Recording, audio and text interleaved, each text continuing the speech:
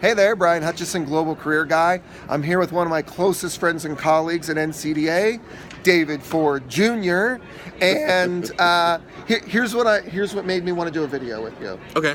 I see you as a huge part of the future of NCDA because I want you to be a leader, and I want your presence and your voice to be heard more.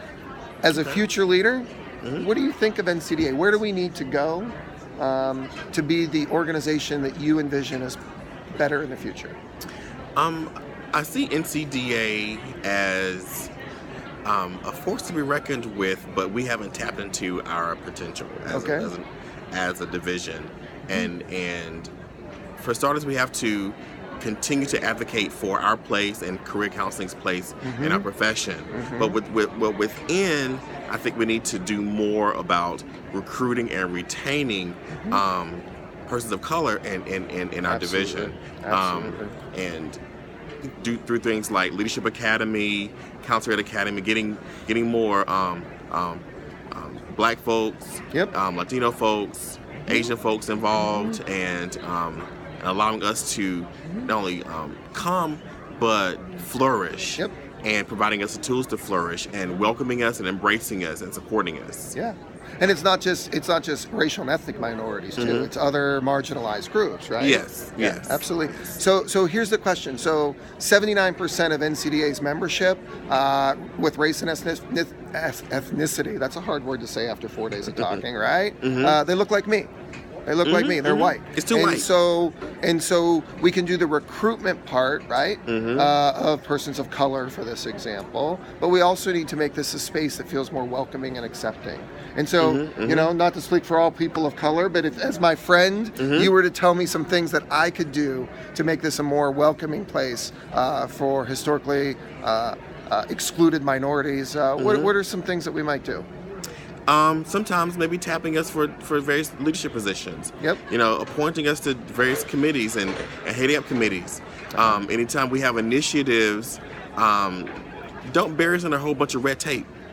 You know, allow us to do things that support other minorities. Just allow us to shine and be in the forefront. We've been on the fringes for too long, and other folks have pushed us there. So you know, we need the folks that have the power and privilege. My white male colleagues. You know, I'm trying, man. I'm trying to let us do our thing.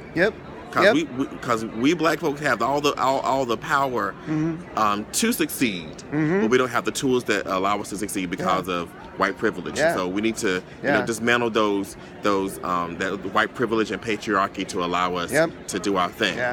So all of the sorry to interrupt, but all of the opportunities need an additional nudge because of the historical drag. And we have to be real. NCDA has always been a predominantly male-first organization in its leadership and its opportunity, and then it's been predominantly a white organization in its leadership and opportunity. And you're walking the walk and talking the talk, man. So tell them a little bit about what you're doing right now to develop as a future leader of NCDA. I just finished the Leadership Academy this year, and now I'm charged with presenting a project that will hopefully go forward and help to assist other marginalized populations in our profession and in our division, and hopefully I'll use those tools to one day be in the shoes of Dr. Brian Hutchison and run for NCDA president. And if you don't do that, you and I are going to have some problems, man. Because this is one of the voices that we need in our NCDA. And you're actually part of a cohort of mutual friends that I see as the future of this organization. So I thank you for this time, man. And trying to get some more Black people involved. I see a lot of Black faces here, so I'm trying to get more of them involved in leadership and in other various aspects of our division. Awesome. All right, man. Thank you all for tuning in. There'll be more coming soon. And if you see this guy, say hi because he's going somewhere. Bye-bye. Appreciate that, man.